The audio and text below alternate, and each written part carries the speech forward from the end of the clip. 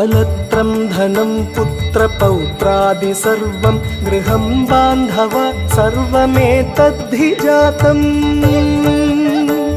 मनश्चेन्न लग्नं गुरोरङ्घ्रिपत्नी ततः किं ततः किं ततः किं ततः किम्